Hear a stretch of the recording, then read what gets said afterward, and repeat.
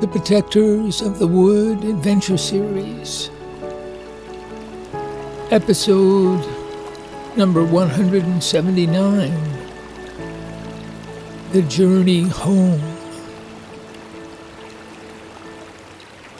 Abby kept an eye on the shore of the Ghost River as she stumbled along. At a certain point, the shoreline rose up to form a steep bank, affording no path along the water's edge.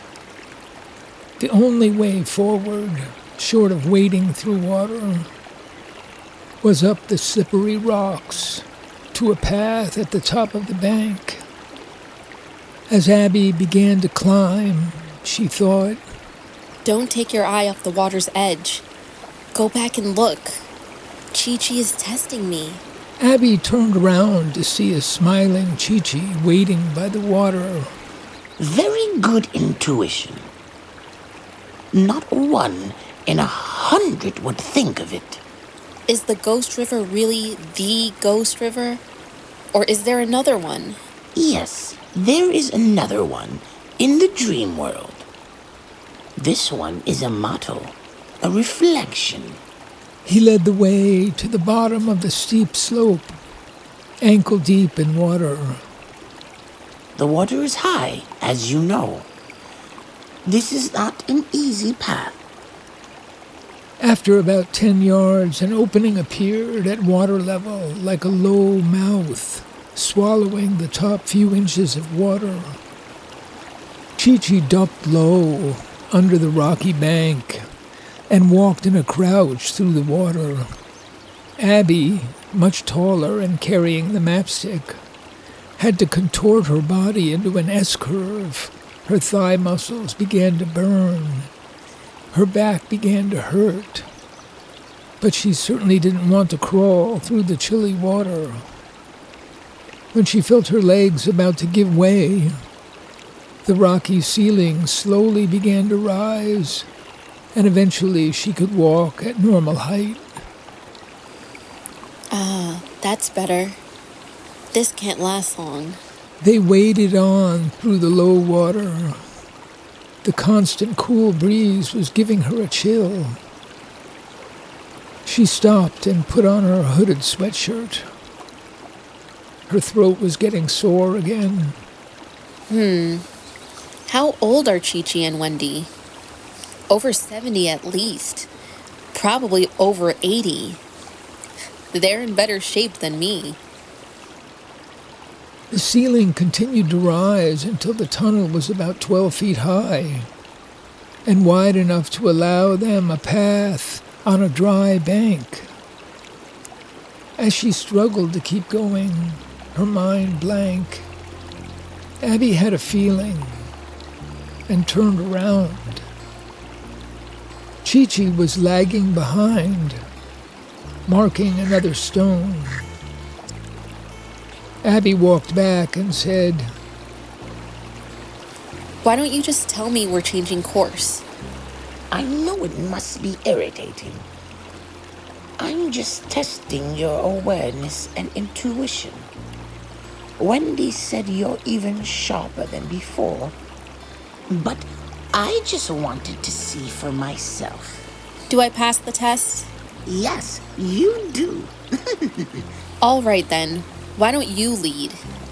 I'm tired, and now that I know it's a test, I won't do so well. It makes me nervous. Chi-Chi nodded and began climbing the rising bank on the left-hand side. It was made of reddish, jagged rock, curving upward into a very steep incline. The rock seemed all of one piece, like a lava flow frozen into rough, tortuous shapes. It made for secure footholds and easy climbing, but Abby cut her hands on the sharp rock. I should have warned you. Here, use my gloves. My hands are more used to this. Take them from my backpack. Just go ahead and unzip it. We're almost at the top. I'm afraid I'll fall. I'm almost at the top. They came to a wide ledge. Chi-Chi opened his very small backpack and found some ointment and Band-Aids. Her cuts were shallow. She cleaned them with gauze and water and bandaged them closed. Get a few supplies. You'll need them. Abby felt like a naive beginner at this game. Definitely a come-down from her pride in knowing the forest. But it's good for me. Chi-Chi's right. The underworld is a very different place. Ahead of them, a smooth passage made an easy uphill walk, and then passed over a ridge and down a long slope. They seemed to be flying after the slow slog through the creek. Gradually the path leveled off and grew smaller.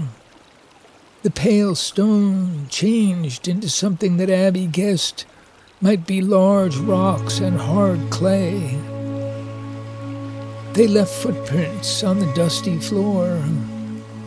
She looked carefully but saw no trace of other prints along the way, except tiny tracks that she felt sure were made by rats. So often she had worried that the many secrets of Hidden Valley could be easily discovered. But so far, these ancient paths remained hidden from the modern world. Chi-Chi stopped and put a finger to his lips. He whispered, Look up. No noise.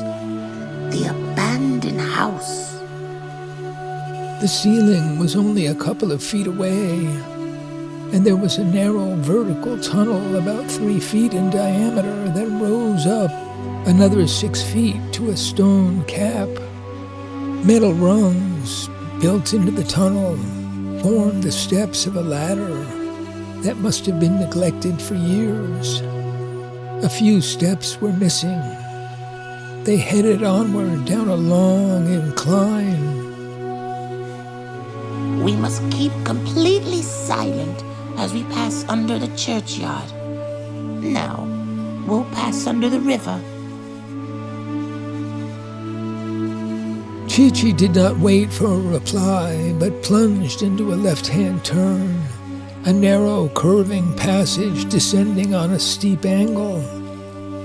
Down they went, on a pathway radically different from the caverns they had left behind. Abby found the way claustrophobic, exhausting, and totally bare of anything to relieve her feeling of oppression. The massive earth itself seemed to be bearing down on her spirits. The air was stuffy, as if she couldn't get enough oxygen. Her breathing became irregular. She was thirsty and felt weak. They seemed to be moving in slow motion. She could hardly keep her eyes open. What's that? I can hear it. It's there, somewhere. Voices I don't understand. The refuge of lost souls. Where did I hear that phrase? Pictures, shadowy shapes, whining, and words with no meaning. I'm dreaming. I'm falling asleep while I walk. My heart is pounding. A low cave in darkness full of hundreds. It's hot. It's too hot. Abby, I'm here. Come out of it. You're almost home. Oh, have you ever seen them? All the lost people jabbering in the dark? Yes, not right now, but a couple of times I've heard it. It's part of a dream world. None of us are ready for that yet. Don't get lost in there. Abby shivered. this news might help you. In a short distance, we'll be under the churchyard. Do not speak. Make no noise. Follow everything I do. If you must communicate, grab me and whisper in my ear. Are you ready? Yeah, I can do it.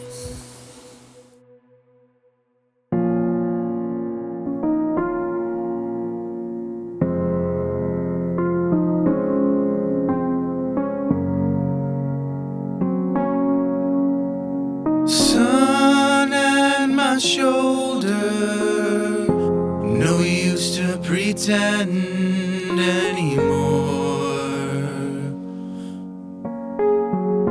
How the seasons go, out on the edge of my dream I will go. My own name to know. Two half circles moving through you. This year I'll say I do. Feel the cat's fur, stand up on it.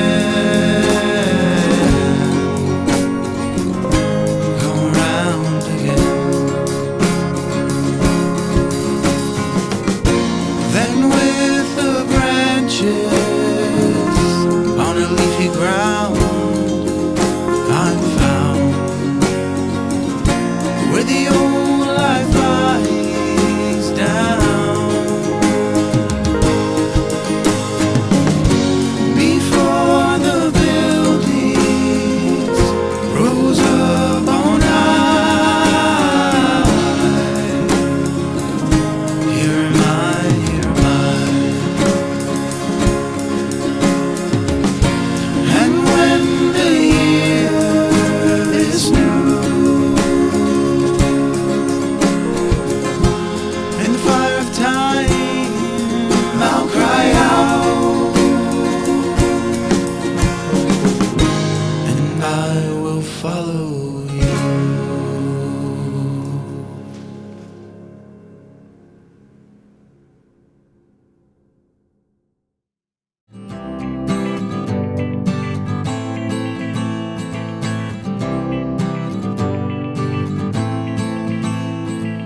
Trillions of living things are everywhere around. Our lives are all planted deep into the sacred ground. There's everything to love and everything to fear. It's planet Earth in the universe and nature lives here. It's planet Earth in the universe and nature lives here. It's planet Earth in the universe and nature lives here. It's planet Earth in the universe and nature lives here. And nature lives here.